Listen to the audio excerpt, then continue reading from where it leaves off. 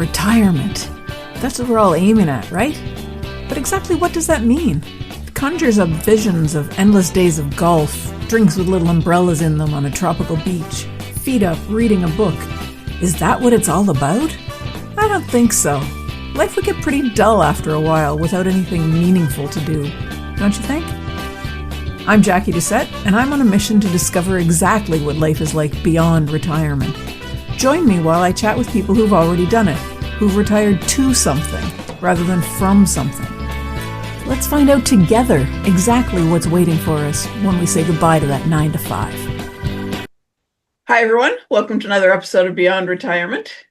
I'm Jackie Doucette, and hey, Ron. I'm here today with Ron Sowell. Ron's a lifelong musician, singer-songwriter, and a performer, and he spent decades exploring the transformative power of music. From stage performances to songwriting workshops, Ron's life offers a rich example of how creativity and personal growth can intertwine, especially in the years layered beyond careers. Ron, thanks for coming and joining me today. Well, thanks, Jackie. It's a pleasure to be with you. So I've got a lot of questions. I haven't had a singer-songwriter on my show yet, which is apologies to anyone who is one who's been there and I've forgotten. I'd like to know a little bit about how you got started in it and when you decided that it was going to be kind of your life. Yeah, well, I sang sitting next to my dad at church.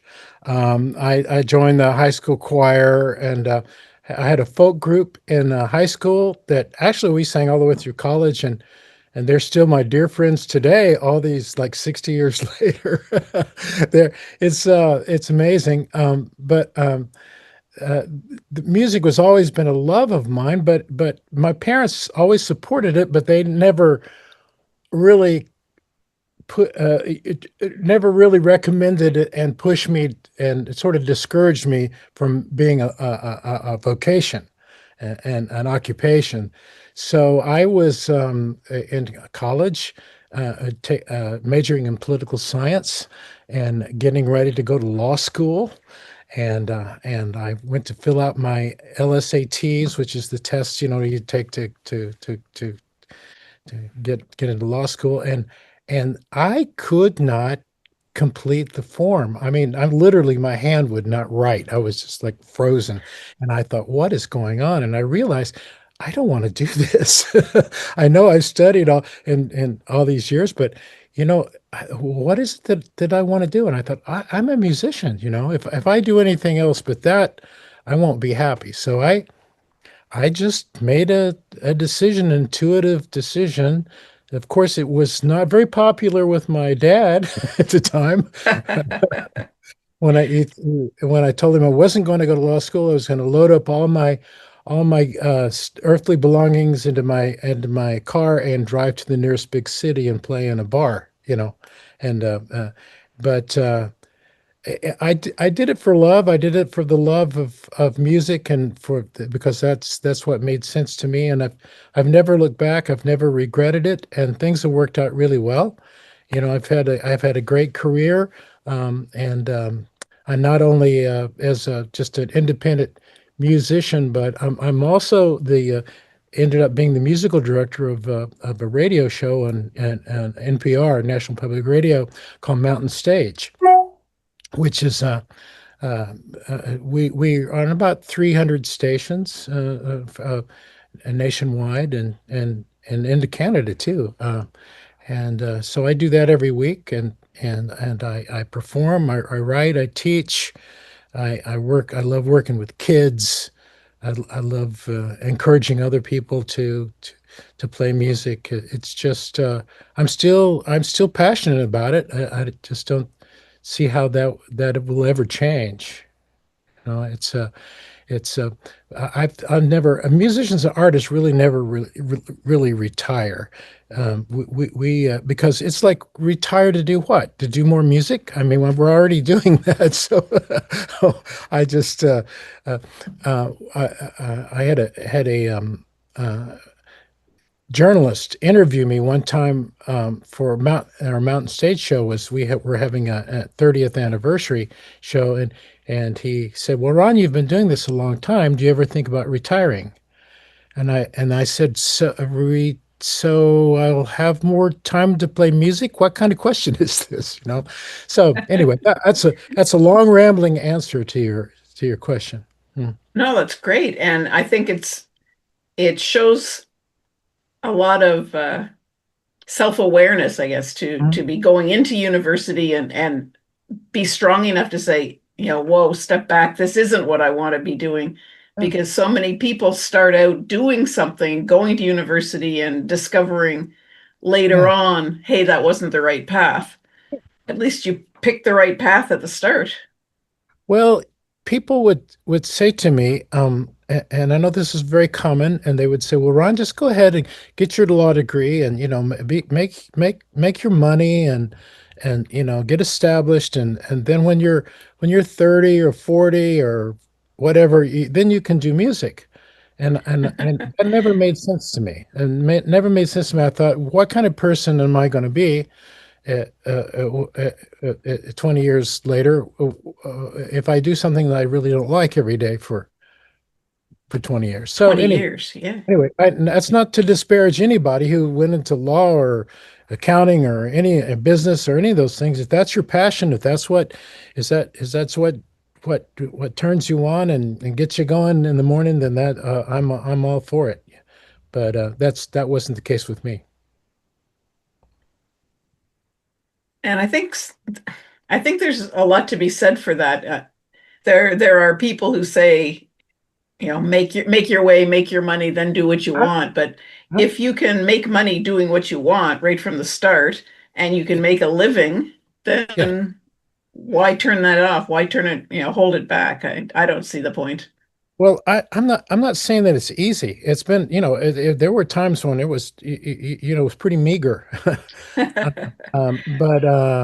But it always worked out. It always worked out. And I just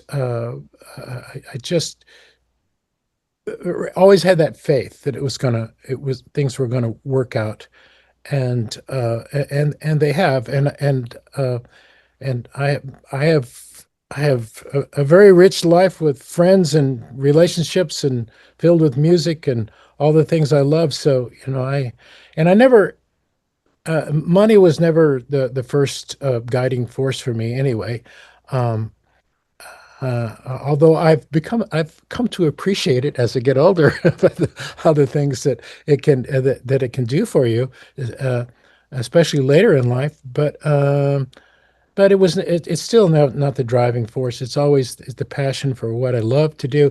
And I agree with you. If you can marry what you love to do with how you make your money, how you make your living, I think that you'll be a happy person. Yep, exactly. So as you go along through life, since you've been doing what was a hobby, it became your kind of your life's work, how Yeah. do you continue to challenge yourself every day? Well, you never. I've been playing the guitar since I was 13, and I've been writing songs since I was probably about 20 years old. And you know, you you never you, you can never master an instrument or song or a discipline like songwriting. You just evolve. And I'm luckily for me, on Mountain Stage, I'm exposed to some of the best musicians and best uh, artists and singers and songwriters in the world every week.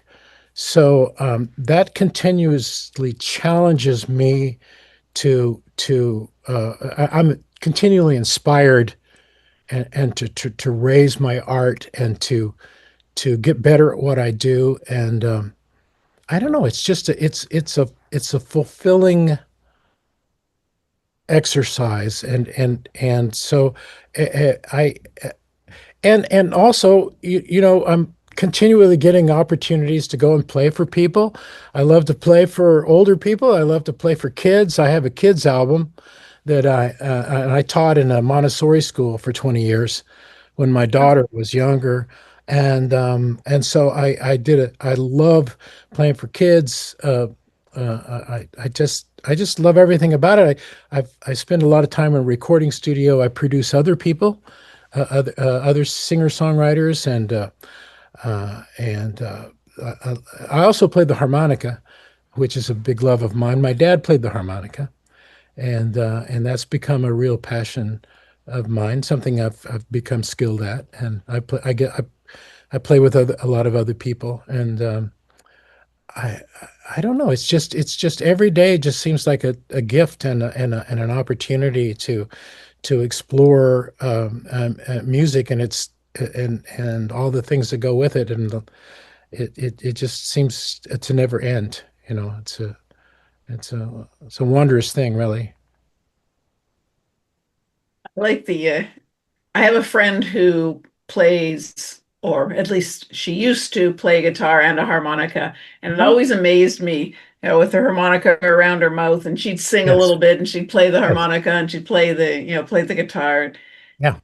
I don't have those talents, or if I do, they're hiding somewhere. Well, everybody has their own skills, their own talents. It's like people will say to me, Ron, writing a song, that's magic. And I said, well, yes, but I mean, that to me it just makes sense. I said, now magic to me is balancing a checkbook. Now that's magic.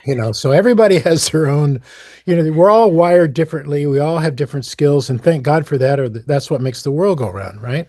That's what makes it all, we're all interdependent on each other. And so they're all the things that I'm just happy that I can do this, and people like it, and they ask me to play for them and continue to spark something in them, and all those other skills, that the things that I can't do. I'm, like being a handyman and all that. When I got married, I told my wife, he says, if you want somebody that's handy around the house, I got to tell you right now, you're marrying the wrong person.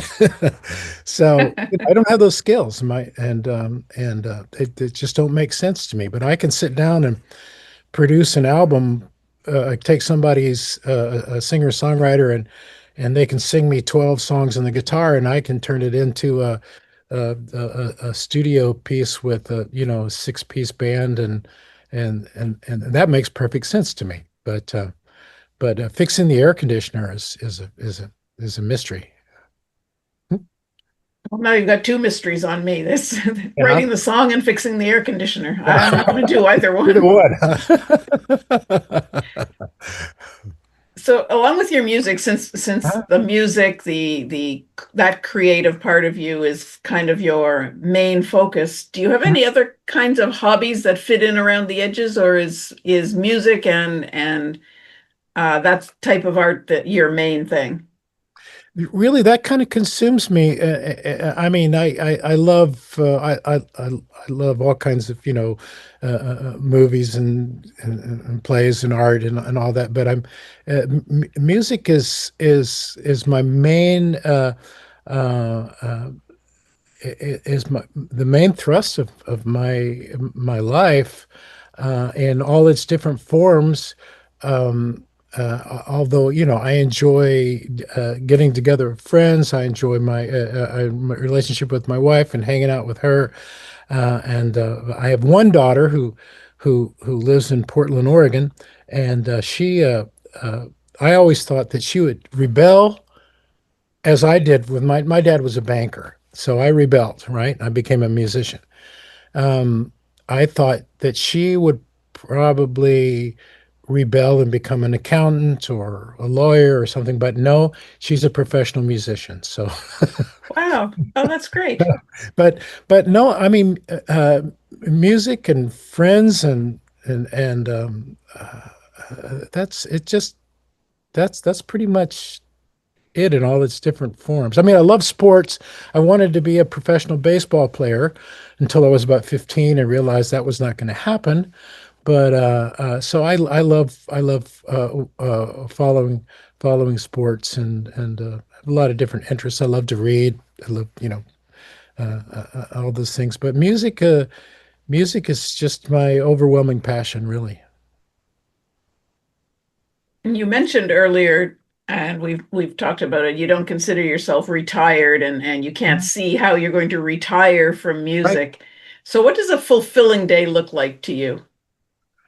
Oh, that's a very interesting. Well, for me, I have this little ritual in the morning. I wake up, and before I turn on the news or look at a newspaper or anything, I will spend about 30 minutes to an hour meditating and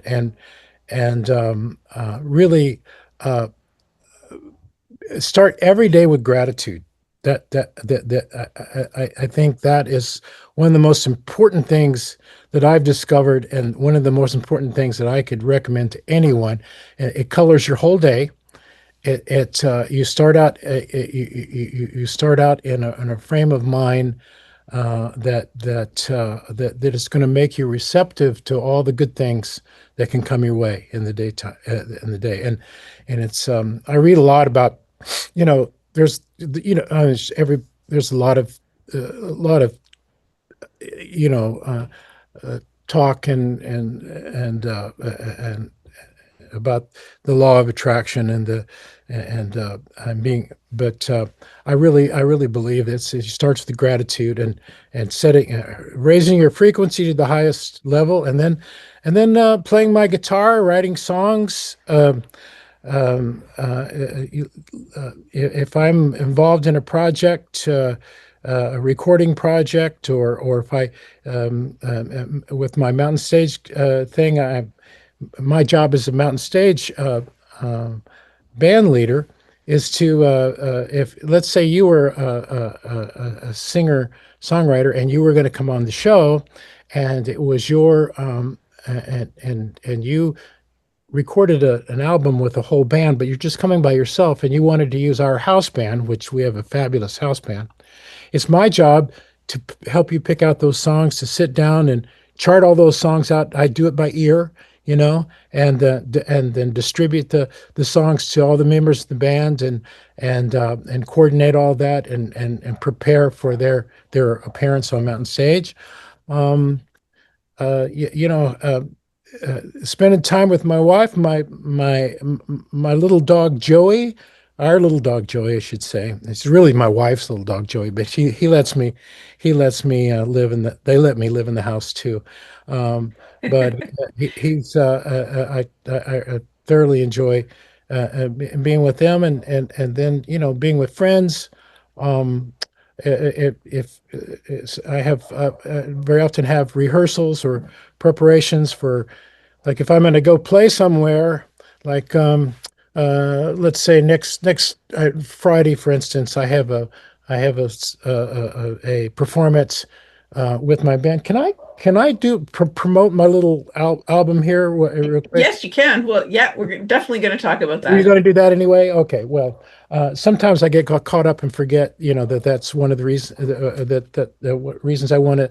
It's this is called Dance Till the Music Stops, and I have like a 7-piece band that played on the album. So next a week from today, I'm going to play a performance with them, and so on those particular days, I'll spend all day preparing and getting all my equipment together. And of course, I had to have rehearsals beforehand, and just focusing back on the material and getting ready to go, and preparing myself mentally and physically and everything. And also the other thing is I think that exercise is a very important part, should be important part of anybody's day.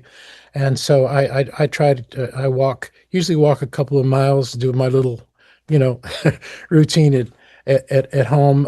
I don't go to the gym or anything, although I've been thinking about it. But I do have my own little regime of exercise I do at home, and that keeps me in a good frame of mind. And also, as you know, as we all know, when as you as you get older, you need to you need to really focus and take that part seriously. I don't know if you've uh, there's a guy named Peter Attia who's a doctor who's talks a lot about longevity that I've listened to, and he talks about it, physical training as uh, training for the say how does he say the it's like a decathlon, but it's for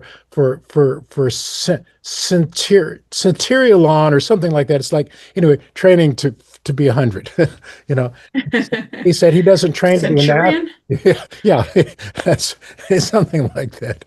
And and um and so it's like to train. Yeah, I'm in continually training for that. So that's a part of my day, and just trying to be present and in the moment and be there for my friends and for my family, and um, That sounds like a pretty busy day overall. yeah, it's because um because I've been self-employed all these years. It's like I generally, for the most part, can make my own schedule, Yeah. and thank God for that, because I'm not one of those people that wake up at 5 o'clock in the morning, and musicians are night owls, and so I tend to stay up late and sleep in a little later. And then I can make my own schedule accordingly. I am one of those people that wakes up early. Oh, are Unfortunately, you? I not unfortunately. I like the morning. oh, It's a I good time to be love up. I love to be up in the morning. I just hate getting up. It's hard to get out of bed early. So let's talk a little bit about your music. You've got an album that's come out recently, but Yes. tell me about how the history. How did it evolve? That kind of thing. Well, now this will be my fourth solo album, and also I had two bands before that, which I did two albums apiece for them. So this is like my all over like my eighth album that I've done.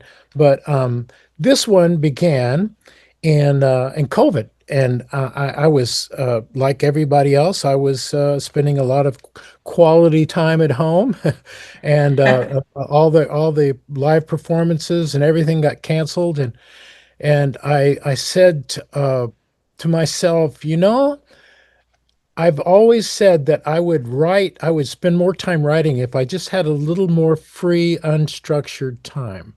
And boom, COVID kind of wiped off any excuse that I had.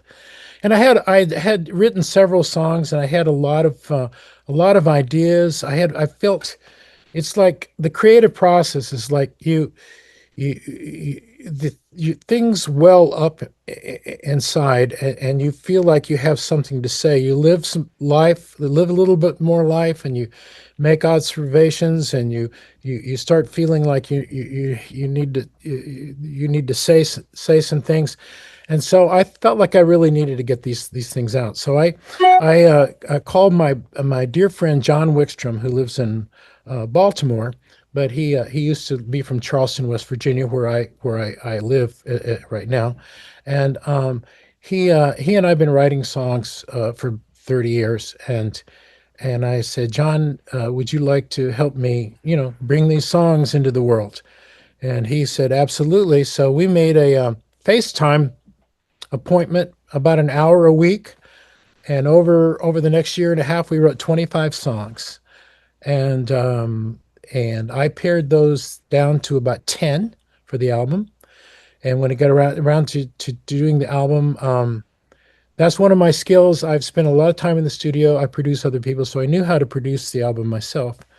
So I put together a collection of really wonderful musicians, a great studio, which is about 50 minutes from where I live, and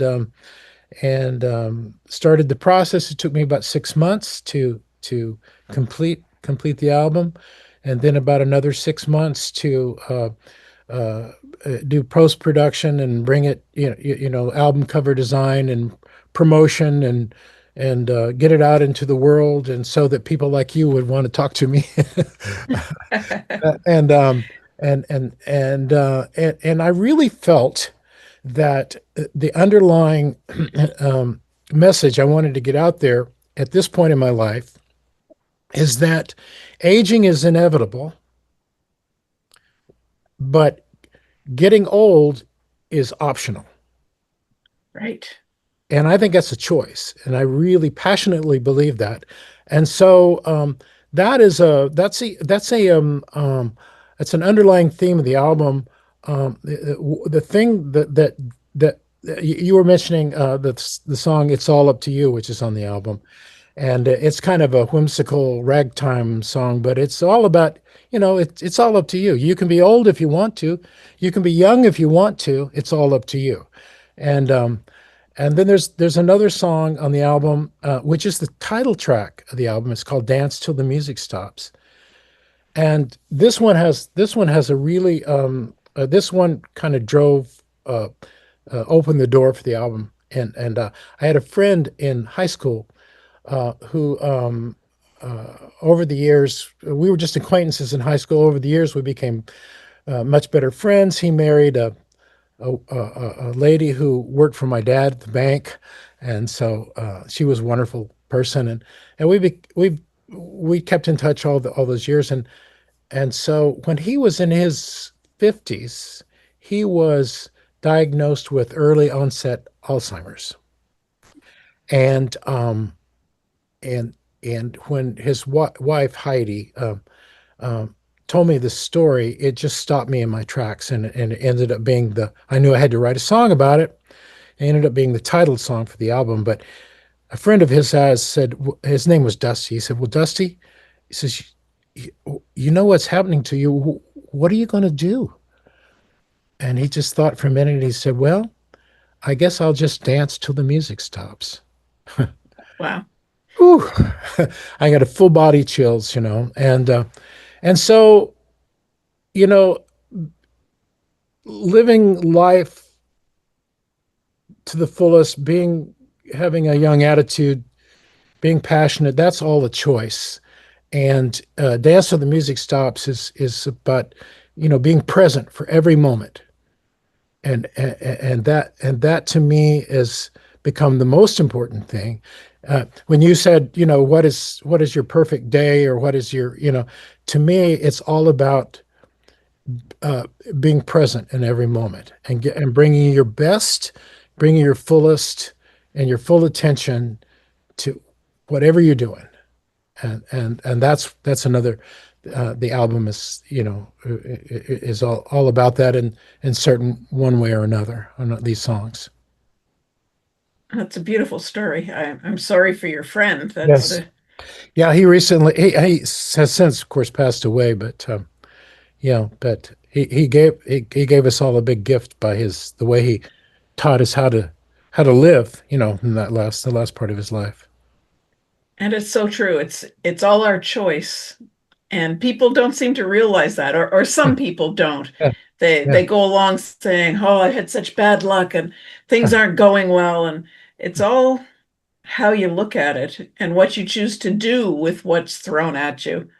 yeah. And I I think could, we can make those choices every day.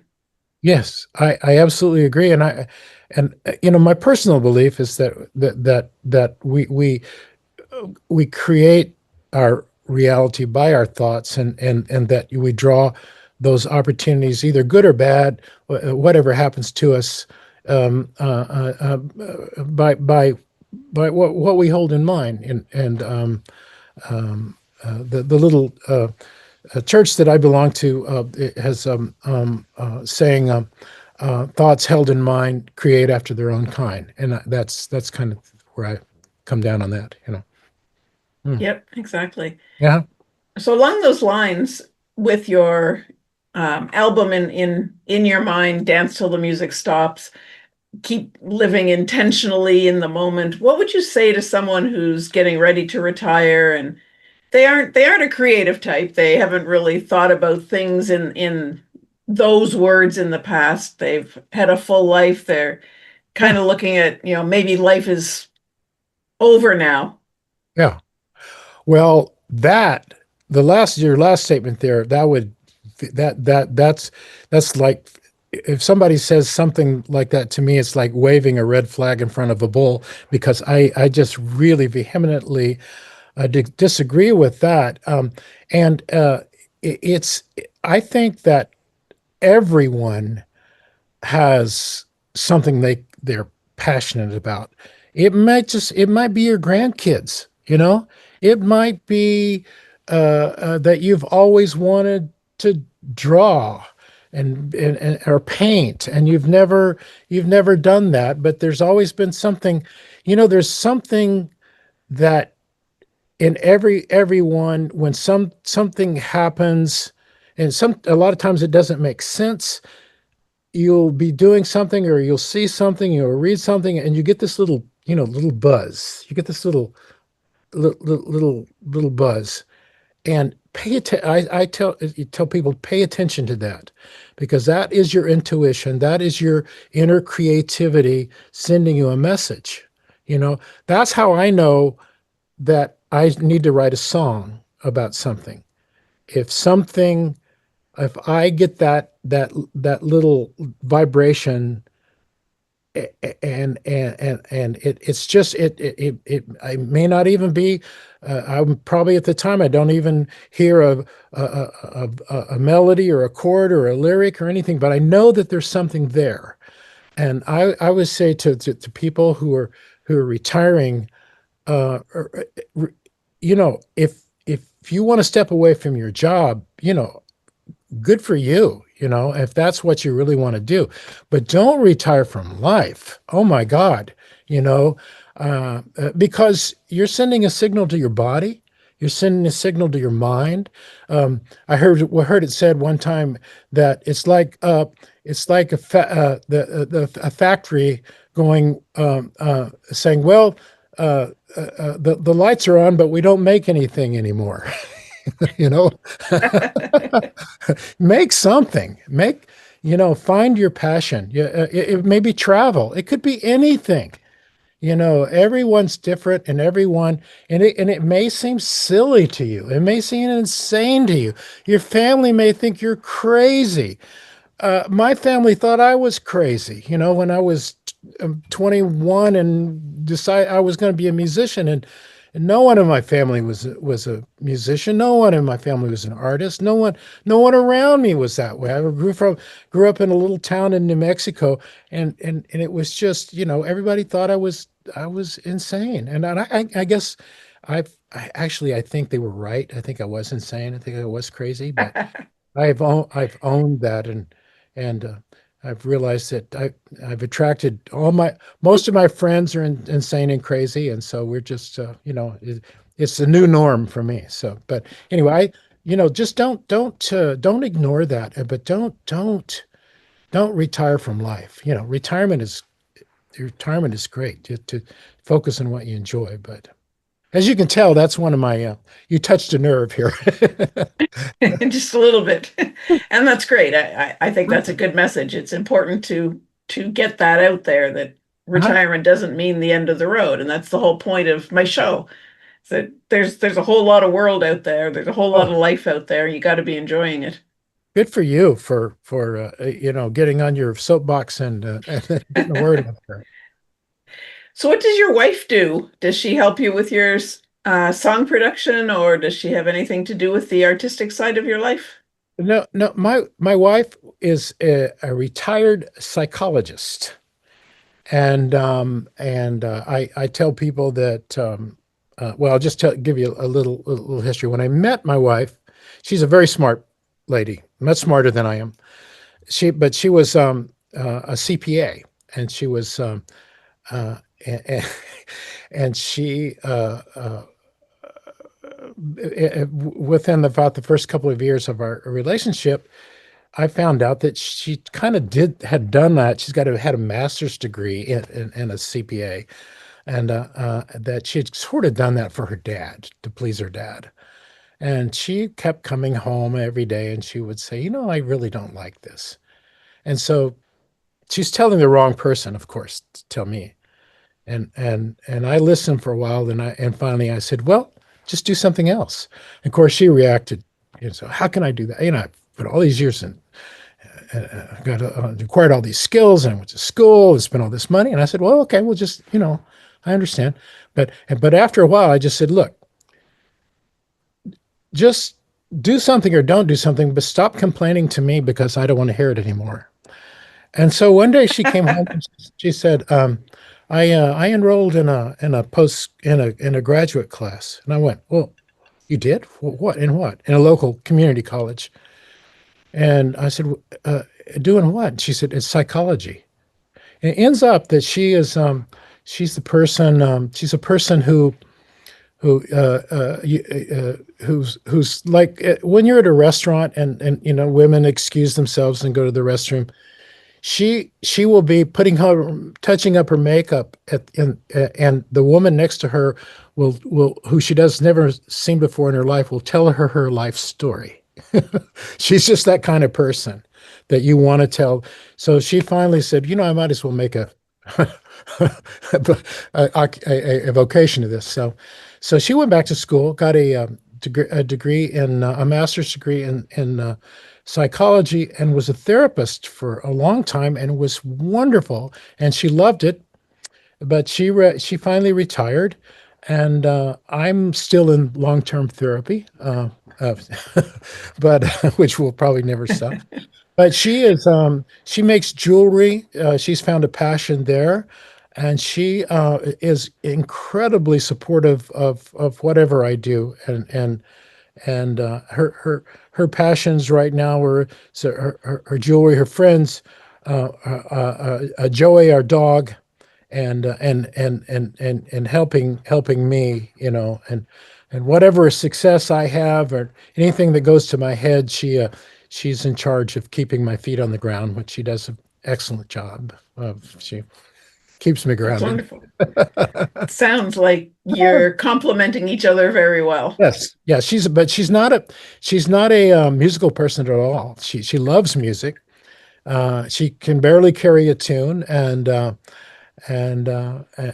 that's just not her skill. But she is so smart in so many other ways that she keeps the rest of our life together. So it's a good partnership.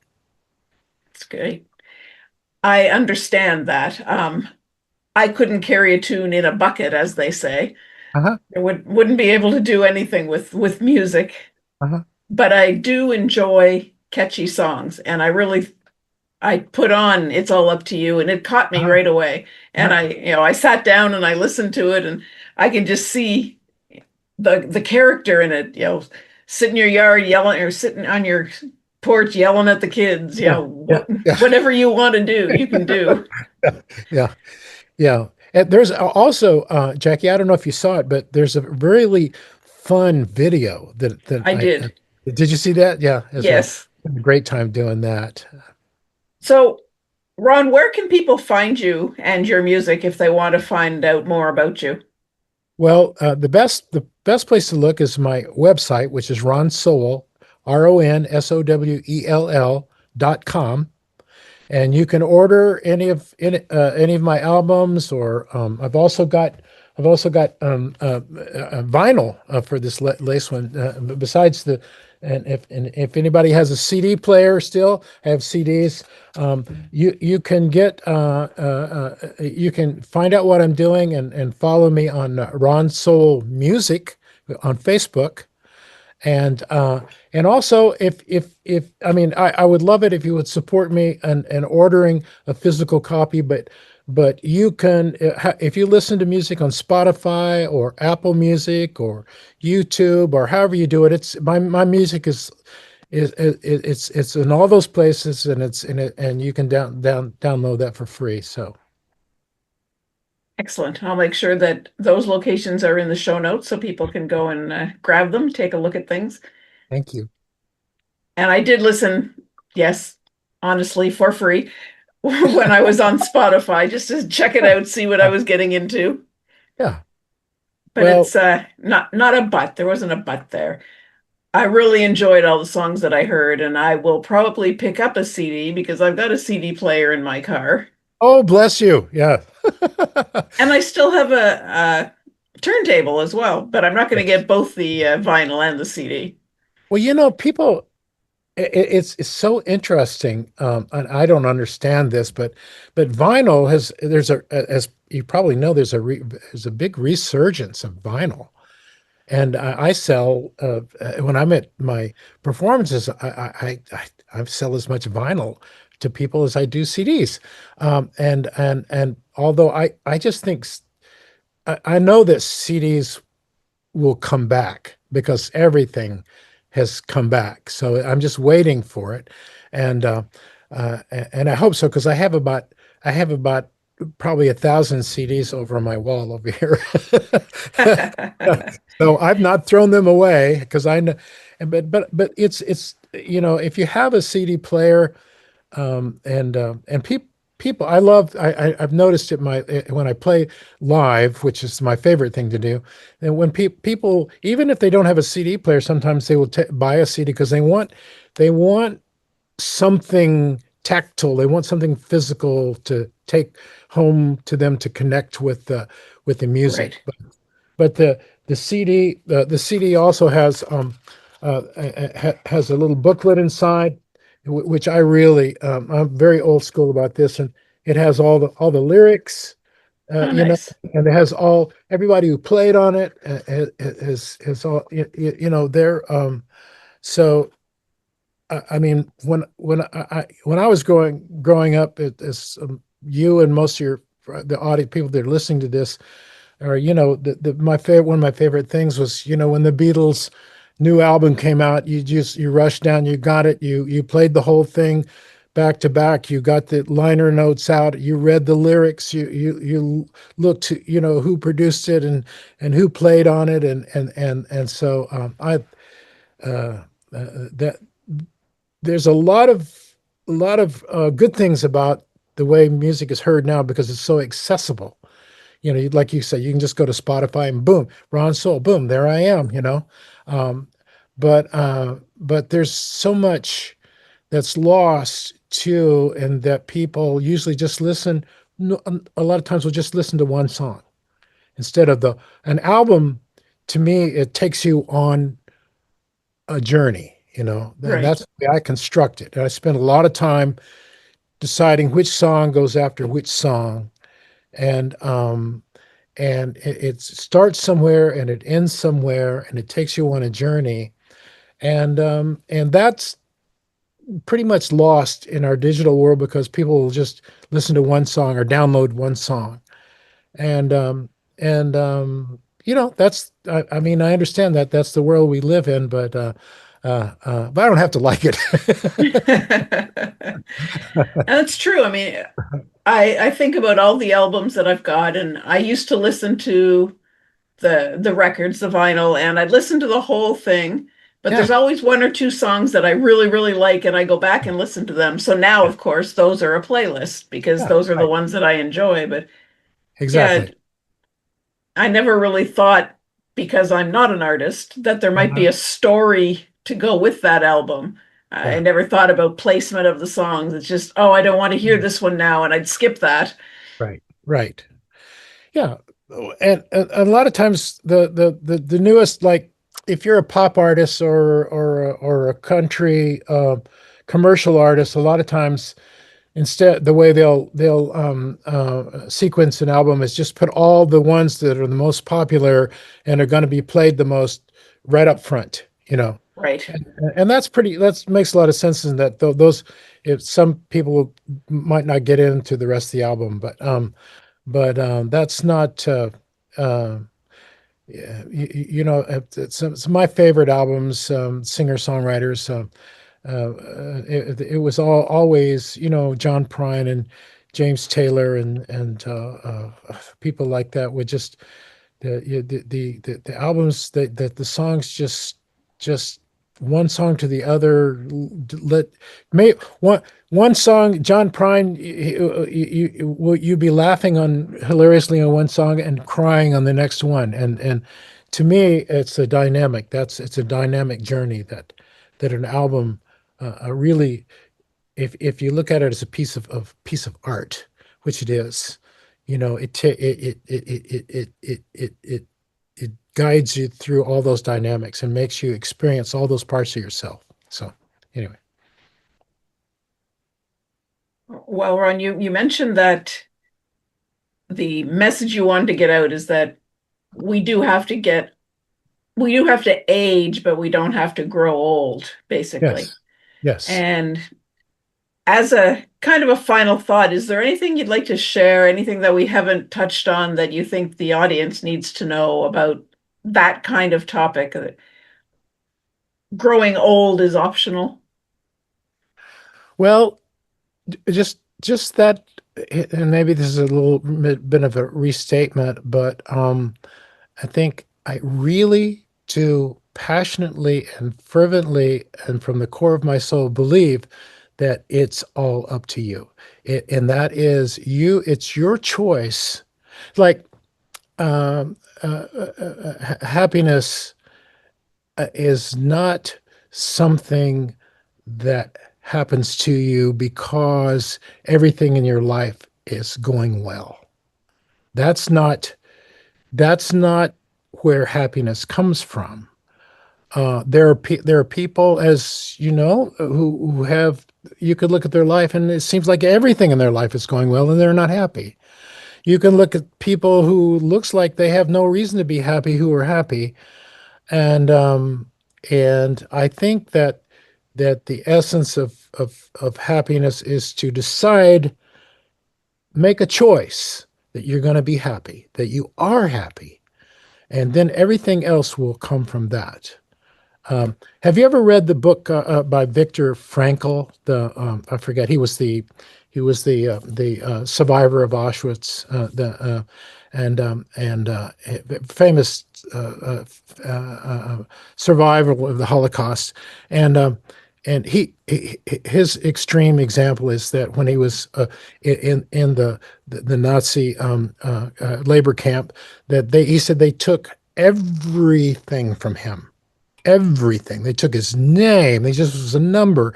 He was a doctor. He wasn't a doctor anymore. He was just, he stripped him of everything. He said, but the one thing they could not take from him, it was how he thought about things.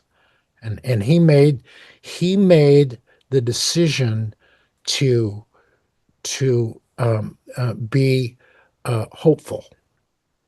And that was probably one of the things that helped him survive these camps. But that's the extreme example. Thank God, we don't have to experience those kinds of challenges. But I really do think that happiness is a choice. And so for all your listeners out there, Bobby McFerrin said it. Don't worry, be happy. Be happy. That's it, exactly. Ron, thank you very much for joining me today. I've really enjoyed chatting with you. I think it's been an eye-opening experience to talk to someone whose life is creating music. Well, thanks, Jackie. I've really enjoyed talking to you too. Some great questions, and thank you for the opportunity to come on and talk about my passion and to let people know about my music and my album. Thank you. And that's it for this episode of Beyond Retirement. Thank you so much for hanging out with me. I hope you enjoyed it. Are you ready to start rocking your retirement? Head on over to www.beyondretirement.ca/rocking it and sign up to plan out your own roadmap for retirement. Don't wait till it's too late.